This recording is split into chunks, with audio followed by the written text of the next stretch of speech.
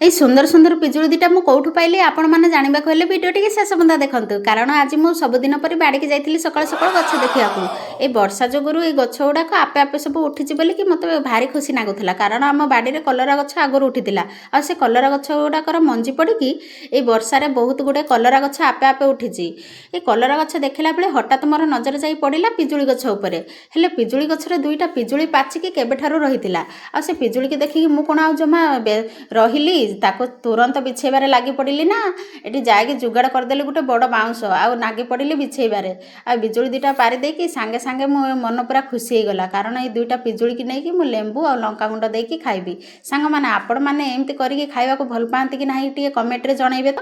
ଆଉ ଏଇଠି ମୋ ଝିଅ ଆସିକି ପହଞ୍ଚିଗଲା, ତାର ବି ମନ ପୁରା ଖୁସି ପିଜୁଳିକି ଦେଖିକି। ଆଉ ଏଠି ପିଜୁଳି ଦୁଇଟା ନେଇକି ମା ଛୁଆ ଏବେ ଚାଲିଲୁ, କାରଣ ପିଜୁଳିକି ଦେଖିକି ମୋ ମନ ଭାରି ଖୁସି ହେଇଗଲା। ଆଉ ଏଇ ଷ୍ଟାଇଲ୍ ମାରିକି ଏଠି ମୁଁ ପିଜୁଳି ଧୋଉଥିଲା ବେଳେ ଦେଖୁନାହାନ୍ତି କେମିତି ଗୋଟି ଗୋଟି ପାଣିରେ ସବୁ ପଡ଼ିଗଲା।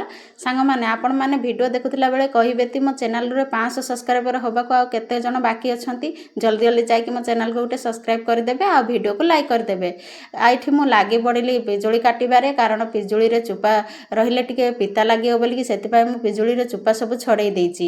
ସାଙ୍ଗମାନେ ଏଇ ପିଜୁଳିର ମଜାଟା ମୋର କେମିତି ଆପଣଙ୍କୁ ଲାଗିଲା ମୋତେ ନିଶ୍ଚୟ ଜଣାଇବେ। ଆଉ ଏ ପିଜୁଳିକୁ ମୁଁ କାଟି ସାରିକି ତାକୁ ଲଙ୍କା ଆଉ ଲୁଣ ଟିକେ ଦେଇକି ଟେଷ୍ଟ କଲି। ସତରେ ସାଙ୍ଗମାନେ ବହୁତ ବଢ଼ିଆ ହେଇଥିଲା। ଆପଣଙ୍କ ପାଟିରୁ ଲାଳ ବୋହିଛି କି ନାହିଁ ମୋତେ ଟିକେ କହିବେ ତ। ରହିଲି, ଜୟ ଜଗନ୍ନାଥ।